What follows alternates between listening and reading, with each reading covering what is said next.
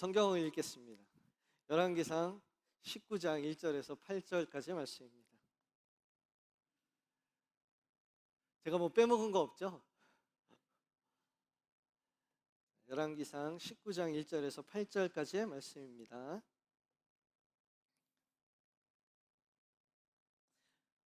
우리 같이 봉독합니다.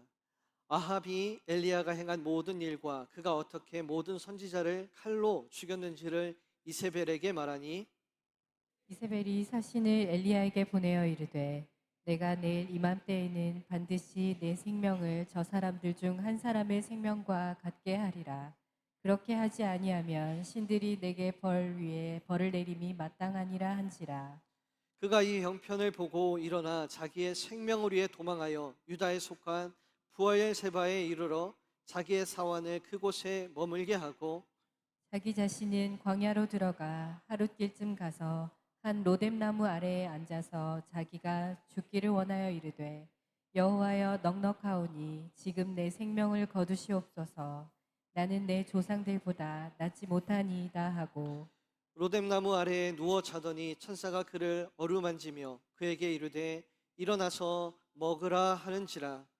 본즉 머리맡에 숯불에 구운 떡과 한 병 물이 있더라. 이에 먹고 마시고 다시 누웠더니 여호와의 천사가 또 다시 와서 어루만지며 이르되 일어나 먹으라, 네가 갈 길을 다 가지 못할까 하노라 하는지라.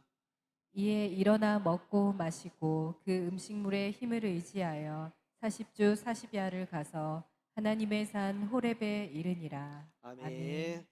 주님의 평안이 함께 하시기를 축원합니다.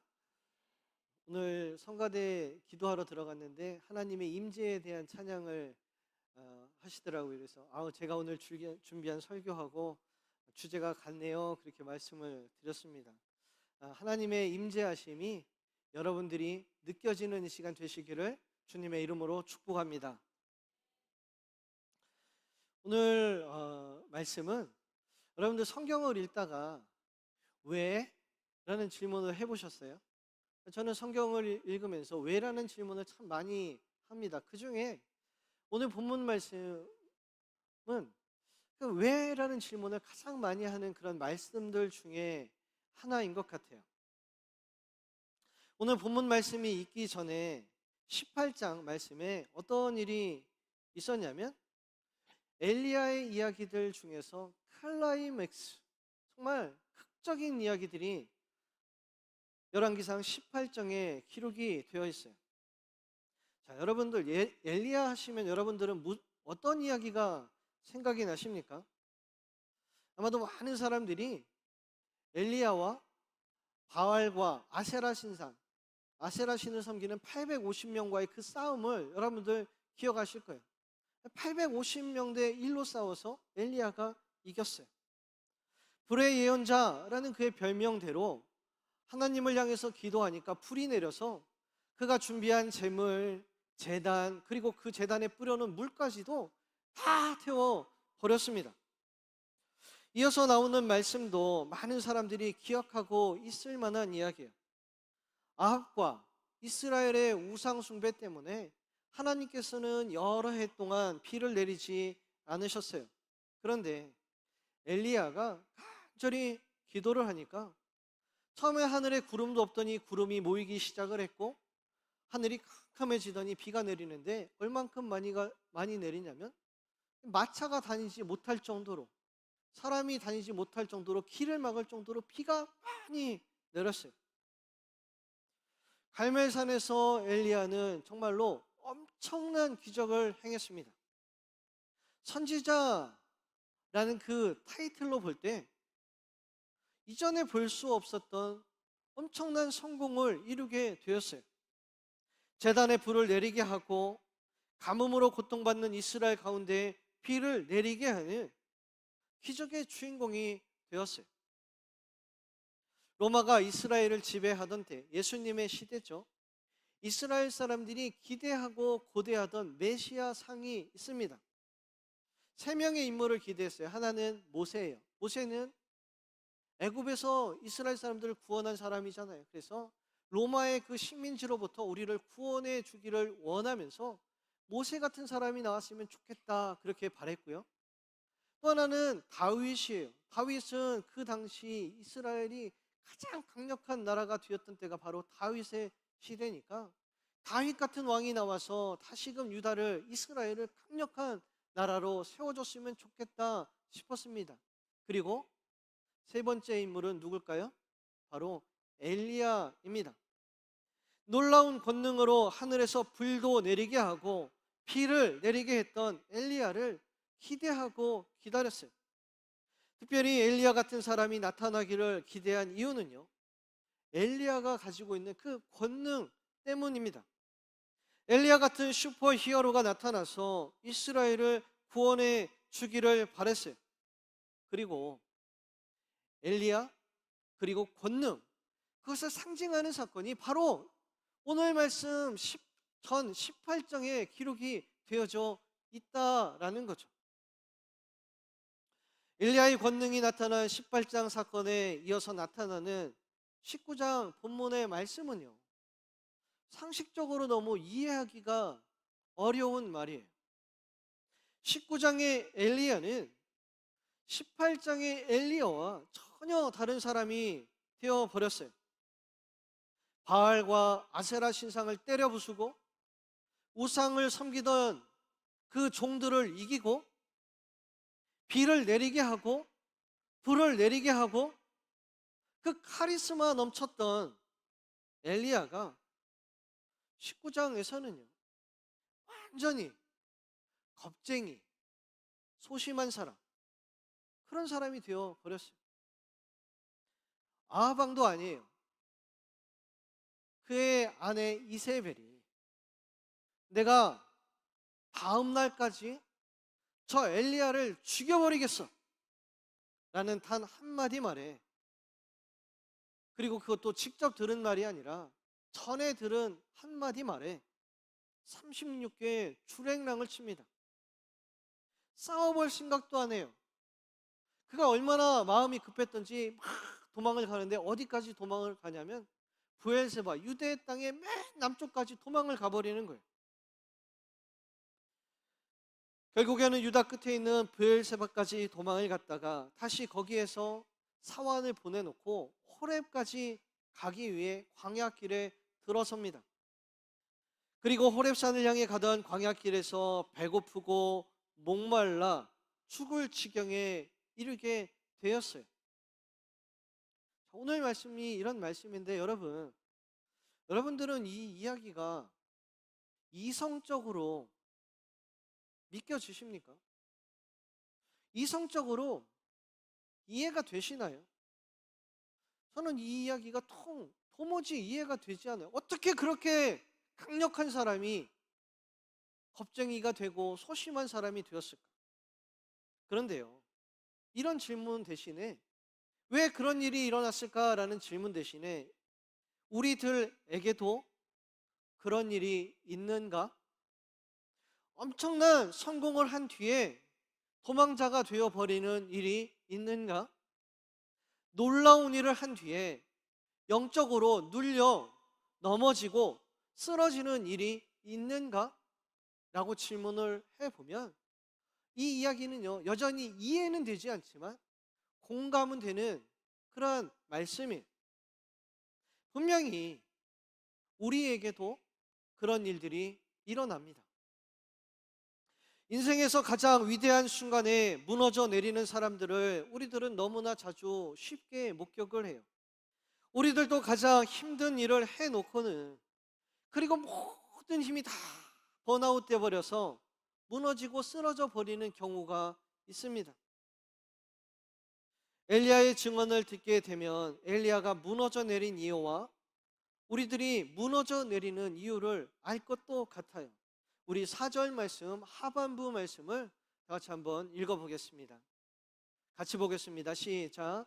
여호와여 넉넉하오니 지금 내 생명을 거두시옵소서.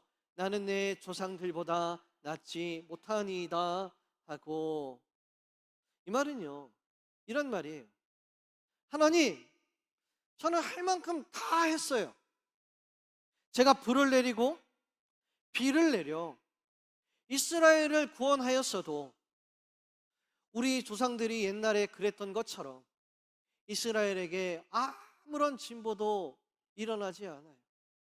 하나님, 내가 불을 내리고 비를 내려도 이스라엘 사람들의 변화가 없어요. 제가 할 만큼 다 했어요. 엘리야가요, 착각한 것이 있죠.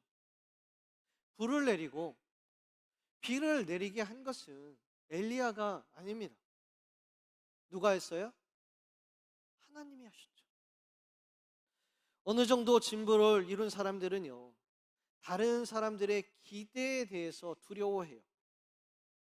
내가 보여줄 것 다 보여줬는데 사람들이 나에게 더 큰 것을 요구를 하면 두려워합니다. 오래전 가수 오디션 프로그램 K-팝 스타, 여러분들 보셨죠? 거기에서 어린 나이에 출연한 박지민이 노래를 했는데 그 노래를 들으면서 거기에 심사위원으로 참여했던 보아 씨가 막 엉엉엉엉 울었어요. 왜 그런가 물었더니 보아 씨는요, 그 노래를 들으면서 자신이 활동하던, 일본에서 활동하던 그때, 그러니까 그때가 나이가 박지민이 와서 노래를 부르던 때랑 비슷한 때예요. 16살 때쯤. 근데 그때가 생각이 나서 울었다는 거예요. 그때 사람들이요, 보아 씨를 찾아와서 이렇게 말을 했대요. 보아니까 할 수 있을 거야. 보아니까 참을 수 있을 거야. 보아니까 더 잘 할 수 있을 거야. 좋은 말이죠. 하지만 이 말을 들은 보아 씨는요, 너무 큰 부담감을 느꼈다고 그래요. 나는 그 정도는 아닌데, 나는 내 스스로를 아는데. 그리고 그때를 생각하니 그 부담감이 다시 자기한테 팍 몰려오면서 막 눈물이 났다라는 거죠. 사람들은 잘하는 사람들, 성공한 사람들, 그런 사람들을 신처럼 우러러 볼 때가 있습니다. 그래서 그 사람이니까 할 수 있을 거야, 그 사람이니까 해낼 수 있을 거야 기대하지만 정작 그 말을 듣는 본인은요, 자기가 신이 아니라는 것을 알아요. 자기도 부족하고 자기도 두렵고 나도 외롭고 할 수 없는데 사람들은 저 사람은 할 수 있을 거야 라고 생각하면서 기대하는 거예요. 엘리야의 말과 똑같습니다. 내가 할 수 있는 건 다 했어요. 내 최선을 다했습니다. 그렇게 했다고 생각했어요. 그런데 세상은 아무 변화가 없어요. 아무도 변하지 않았어요. 자신을 죽이려던 아합 왕가는 여전히 그대로 서 있고, 아합 왕의 아내 이세벨은 어제처럼 오늘도 나를 죽이겠다라고 합니다. 엘리야는 말해요. 내가 할 건 다 했어요. 나는 최선을 다했어요. 그러나 세상은 변하지 않아요. 더 이상 저는 아무것도 할 수 있는 게 없어요. 엘리야가요, 마음으로 알아야 됐던 게 있어요. 불을 내리고 비를 내릴 때 그것을 누가 했느냐라는 것을 알아야 했어요. 누가 하셨습니까? 하나님이 하셨어요. 그리고 엘리야도 알았어요. 하지만 그것이 확신과 믿음은 되지 못했습니다. 하나님이 하셨습니다 라고 고백은 했지만 그것이 엘리야의 마음 속에, 엘리야의 영혼 속에 뿌리 내리지 못했어요. 엘리야는 불을 내리고 비를 내린 것이 자기라고 말하지는 않았습니다. 그러나 4절에서 하는 그 말이요, 그 말을 들어보면 바로 그 얘기예요. 내가 할 수 있는 것은 여기까지입니다. 내가 아무리 권능을 베풀어도 이스라엘은 변하지 않아요. 많은 사람들이요, 그렇게 이야기를 해요. 하나님의 은혜입니다. 하나님께서 은혜로 하셨습니다. 물론 그 말을 하는 사람들이 거짓말을 하는 것은 아니에요. 아닙니다. 그 말을 할 때는 분명히 그 사람은 그렇게 생각을 하기 때문에 하나님이 하셨습니다라고 고백을 해요. 고 김수환 추기경이 외교관들이 모인 자리에서 이렇게 말을 했어요. 나는 두 가지 언어를 굉장히 잘합니다.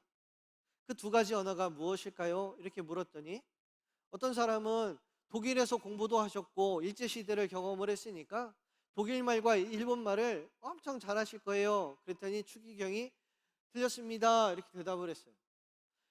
저번에 미국 사람들하고 영어를 하는 거 보니까 영어를 엄청나게 잘하는 걸 보니까 영어와 독일어를 잘하시는군요. 그랬더니 또 추기경이 틀렸습니다. 그랬어요.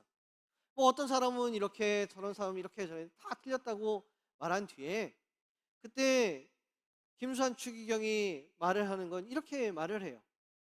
제가 잘하는 언어 두 가지는 거짓말과 참말입니다. 뭐를 잘한다고요?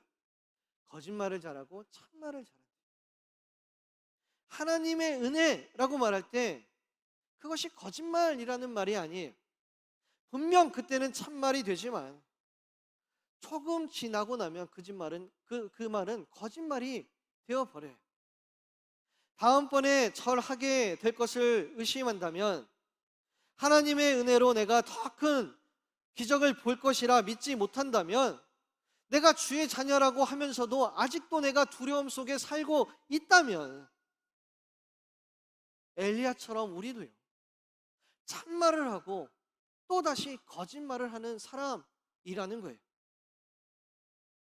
제가 말하려는 요점은요, 엘리야가 갈멜산에서 하나님의 은혜로 큰 권능을 행했지만 이세벨의 메시지를 듣고 두려워하는 그 순간에는 더 이상 엘리야는 하나님의 임재 안에, 하나님의 은혜 안에 있지 못하다라는 겁니다. 자신의 의를 보게 되는 순간 우리는 더 이상 할 수 없는 나 자신에게 실망하여 엘리야처럼 낙심할 수밖에 없어요. 잘 될 때에도 무엇인가 어려움을 만날 때에도 나는 하나님의 은혜 안에 있습니다 고백하는 사람이 참말을 하고 또 다시 참말을 하는 사람인 줄 믿습니다. 오늘 본문 말씀을 보면 우리가 또 이성적으로 읽을 수 없는 일을 하나 보게 되죠. 우리 8절 말씀을 다 같이 한번 같이 보겠습니다. 시작. 40조 40야를 가서 하나님의 산 호렙에 이르니라. 안 놀라시네요? 충청도식 유머예요.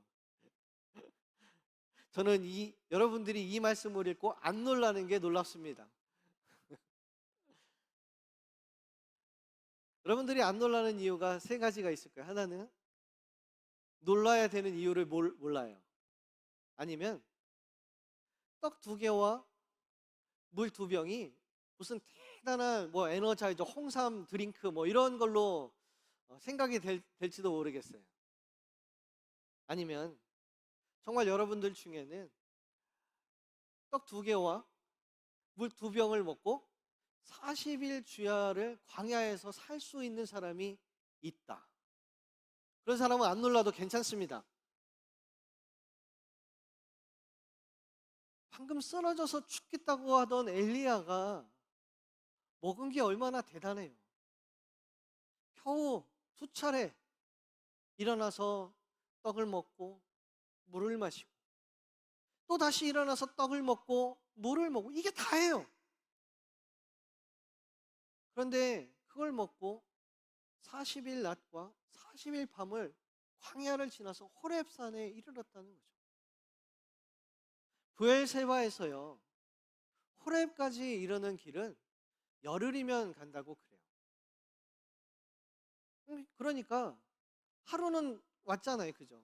브엘세바에서 떠나서 로뎀 나무 밑에까지 하루는 왔으니까 이제 9일 길이 남았는데 9일 길을 40일 동안 돌고 돌아서 결국에는 호렙에 이르렀다라는 거죠. 겨우 떡 두 개와 물 두 병을 마시고 도대체 떡 두 덩이와 물 두 병이 무엇이길래?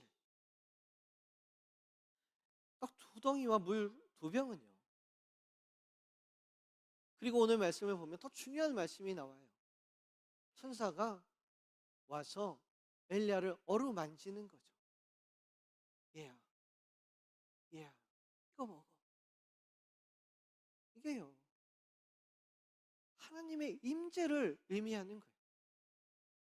하나님은 갈멜산에서도 도망 나오는 길에서도 늘 엘리야와 함께 있었지만 엘리야는요, 어루만져 주신 떡을 먹고 물을 마실 때 하나님이 나와 함께 하시는구나 라는 것을 깨닫게 된 거예요. 누가복음 20장에 예수님의 부활 사건이 기록되어 있습니다. 그 중에 엠마오로 가던 두 제자가 예수님과 한참 동안 동행을 해요. 그런데 그 사람들이요, 예수님인지 알아보지를 못해요. 언제 예수님을 알아봤냐면 예수님이 축사하시고 떡을 떼서 그들과 나눠 먹을 때 그때 이들이 비로소 예수님인 걸 알아보았다고 했어요. 요한복음 본문에서는 예수님이 제자들 가운데 나타나셨어요. 그런데 예수님을 보면 좋아해야 될 제자들이 펄쩍 뛰면서 무서워했어요. 그때 예수님께서 내 손바닥, 내 발바닥에 있는 못자국을 보고 내 옆구리를 만져봐. 그러니까 제자들이 그걸 만져보고 나서 기뻐했다라고 되어 있어요. 우리 주님은 항상 우리와 함께 하시는데 문제는 뭐냐면요, 우리가 주님의 임재를 깨닫지 못하고 살아가고 있어요.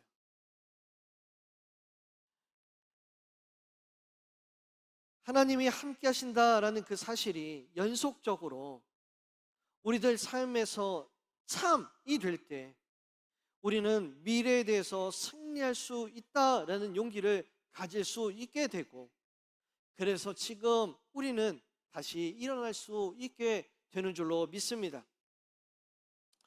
여러분들 시골이사 박경철 씨라고 다들 아시죠? 자기혁명이라는 책에서 제가 아주 오래전에 흥미로운 글을 읽었어요. 사람들의 행복이 어디에서 오는가? 박경철 씨가 말하기를 긍정적인 삶의 태도에서 사람들이 행복해진다라고 그래요. 이게 무슨 말이냐면 어떤 나쁜 일이 있잖아요. 그래도 잘 될 거야, 좋은 일이 있을 거야, 이 모든 것들이 잘 풀릴 거야 라고 생각할 수 있다면 그 사람은 행복한 삶을 살 수 있다라는 거죠. 그런데 우리 기독교에도 우리 성도들도 이런 생각을 가지고 살아요. 어떤 생각이냐면 주님이 나와 함께 하시니까 우리는 잘 될 거야, 주님이 우리를 인도하시니까 우리는 복된 길로 갈 거야. 아멘? 그렇게 생각하세요? 안 생각하세요? 그렇게 생각하세요? 안 생각하세요? 그렇게 생각하잖아요. 그런데 보통 사람들은 그 생각의 근거를 어디에서 찾냐면요, 박경철 씨가 얘기를 하는 거예요. 건강한 사회, 정의로운 사회 속에서 그 긍정적인 삶의 태도를 얻을 수 있다는 거죠. 건강한 사회, 정의로운 사회는 뭐냐면은 뭐 잘못되는 일들이 있을 수도 있지만 결국에는 다 제자리를 찾아서 올바르게 돌아갈 수 있는 사회라는 거예요. 그 사회를 보고 지금 뭐 좀 안 되지만 그래도 잘 될 거야 라고 생각할 수 있는 행복의 근거를 얻을 수 있다라는 이야기예요. 그런데 여러분, 세상의 역사를 쭉 돌아다 볼 때 박경철 씨가 얘기하는 건강한 사회가 있었나요? 세상의 역사를 쭉 들여다 볼 때 박경철 씨가 얘기하는 정의로운 세상이 있었나요? 토마스 모어가 유토피아, 낙원이라는 단어를 합성해서 만들어냈죠. 행복한 나라, 좋은 나라라는 뜻이에요. 그런데 이 토마스 모어가 이 단어를 만들 때 이중적인 의미로 만들었어요. 이 두 단어는요, 두 단어가 합성이 된 건데 없다, 우라는 뜻과 장소, 토피아, 토포스라는 단어가 합쳐져서 만들어진 거예요. 그래서 뭐예요? 없는 나라. 그래서 토마스 모어가 의도한 게 뭐냐면 낙원은 없다, 사람이 만들 수 있는 유토피아는 없다라는 그런 의미입니다. 그렇습니다. 건강한 사회에서 우리가 우리의 행복의 조건을 찾는 게 아니라요, 하나님은 어떠한 순간에도 나와 함께 하셔 내가 잘 될 때에도, 내가 잘못된 일을 당할 때에도, 그때에도 하나님이 우리와 함께 하셔라는 그 믿음이 있다면 우리는 잘 될 거야, 좋은 일이 있을 거야 라는 소망을 가질 수 있게 되는 줄로 믿습니다. 하나님께서 우리와 함께 하신다는 믿음이 있다면 이성적으로 생각할 때 가장 빠른 길, 가장 효율적인 길, 열흘길에 도착할 그 길을 택할 필요도 없어요. 하나님께서 인도하시는 대로, 하나님께서 우리를 훈련시키는 대로 40주야를 기도하며 찬송하며 나가도 우리는 호렙 하나님의 나라에 이르게 되는 줄로 믿습니다. 엘리야가요, 하나님의 동행하심을 내리는 불 속에서, 내리는 비 속에서가 아니라 단지 떡덩이와 물 2병에서 깨달았다라는 것은요, 우리들에게 굉장한 교훈을 주는 이야기예요. 우리는 어떤 사건, 어떤 기적, 어떤 은혜 속에서 하나님의 임재를 경험할 수 있을까? 그것은요, 어떤 놀라운 사건이 아니라 지금 필요를 채워주시는 하나님의 은혜. 우리 주기도문에서 뭐라고 기도를 하냐면요, 일용할 양식을 주옵소서. 그렇습니다. 일용할 양식을 주시는 하나님의 은혜 속에서 하나님의 임재를 경험할 수 있는 거예요. 오늘도 나에게 새날을 허락하신 하나님, 오늘도 이렇게 건강한 2발을 주셔서 여기 나와 예배하게 하시는 하나님의 은혜, 좋은 부모님을 주셔서 기댈 수 있게 하시는 은혜, 좋은 자녀를 주셔서 자녀들을 바라보며 하하 호호 웃을 수 있는 은혜, 세어보고 들여다보면요, 하나님께서 우리들에게 주신 은혜가 얼마나 많은지 몰라요. 엘리야는요, 그 은혜를 물과 떡이 없는 그 광야에서 깨달았어요. 극작가 손튼 와일더 같은 우리 읍내를 보면 몹시 가슴 아픈 장면이 묘지에서 펼쳐집니다. 아이를 낳다가 젊은 나이에 여주인공 에밀리가 사망을 하게 돼요. 그런데 아직 이승의 미련이 너무 남아있어요. 그래서 간청을 합니다. 살아생전 평범하고 아주 사소했던, 어떤 특별한 일이 있었던 날이 아니라 아주 엄청나게 사소하고 평범했던 그 일상으로 딱 하루만 돌아가게 해주세요. 간청을 했어요. 마침내 소원을 이루어 잠깐 이승으로 돌아온 에밀리는요, 살아있는 사람들이 너무 많은 것들을 당연하게 여긴다라는 사실을 깨닫게 되었습니다.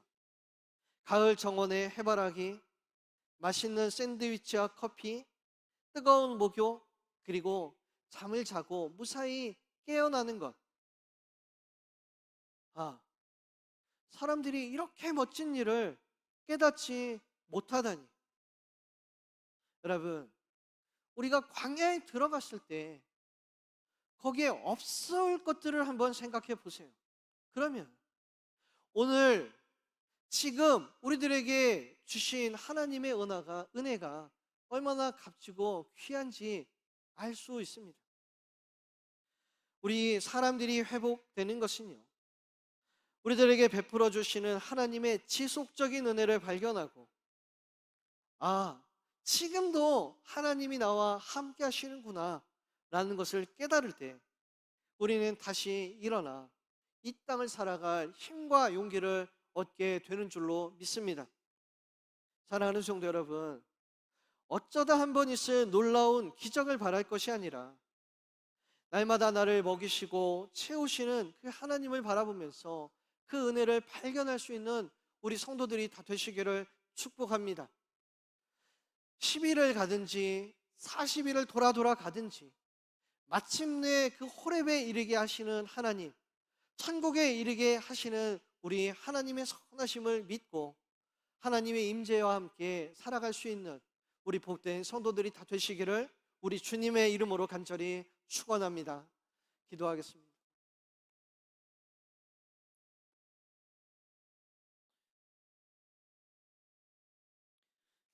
처음부터 우리와 함께 하셨던 주님, 이제도 영원히 우리와 함께 하실 주님, 우리 이 시간 주님의 임재를 바라봅니다. 주님이 함께 하심을 깨닫습니다. 주님, 오늘 이 시간 하늘의 문을 여시고 이 자리에 임하셔서 우리 한 사람 한 사람 만나 주시옵소서. 이 예배를 통하여서 하나님이 함께 하심을 깨닫는 우리 성도들이 되게 하시고, 그래서 세상에서 어떠한 일을 만나도 그 호렙을 향해 나아갈 수 있는 복된 성도들이 다 되게 주여 축복하여 주시옵소서. 예수님의 이름으로 기도합니다. 아멘. 우리 자리에 일어나셔서 우리 결단 찬양하도록 하겠습니다.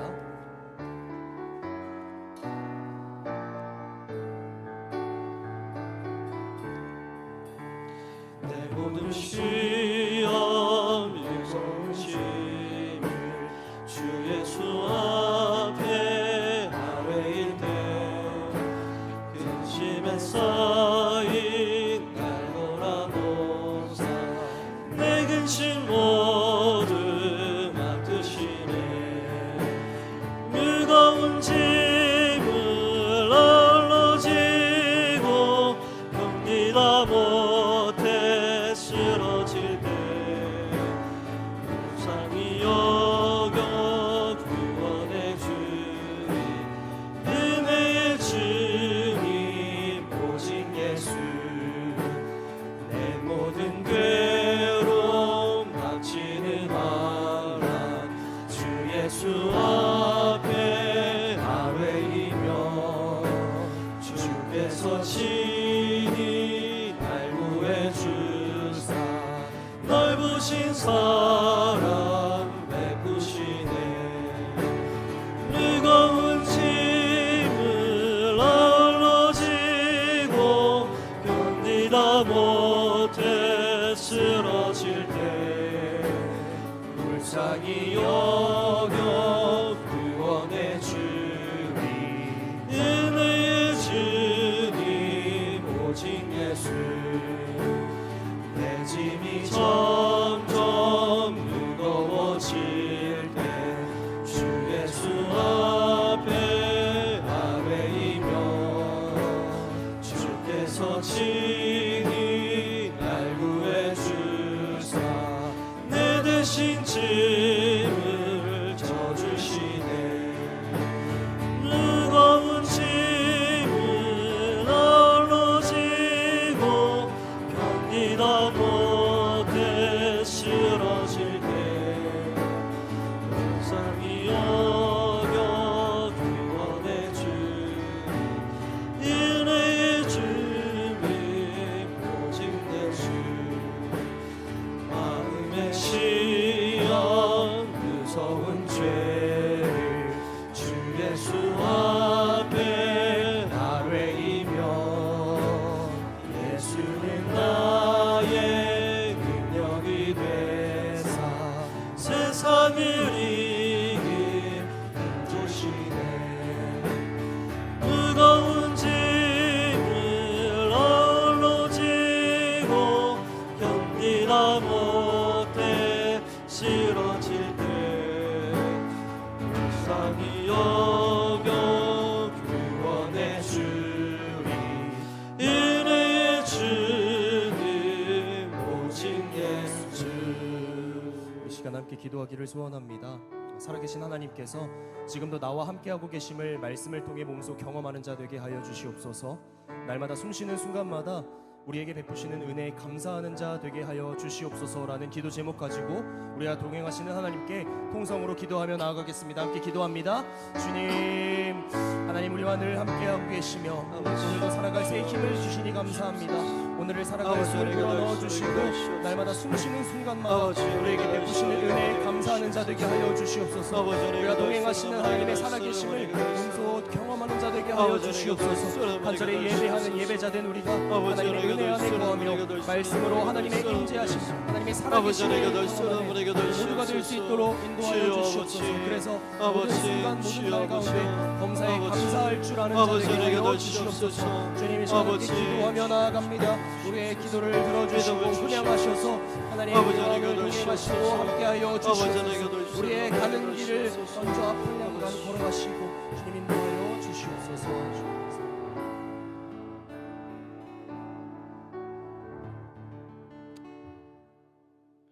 주님, 우리가 어느 때 어느 순간에도 주님이 함께 하신다는 믿음이 있다면, 그래서 모든 것이 주님의 은혜로 잘 될 거야, 결국에는 호렙에 이를 거야 라는 믿음이 있다면 우리가 늘 승리하는 삶을 살게 되는 줄로 믿습니다.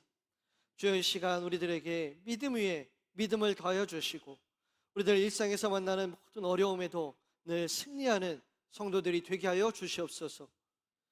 지금은 우리 주 예수 그리스도의 은혜와 하나님 아버지의 크신 사랑과 성령님의 충만하심이 주님의 임재를 체험하고 돌아가는 우리 성도들 위해 영원토록 함께 하시기를 간절히 축원하옵나이다. 아멘.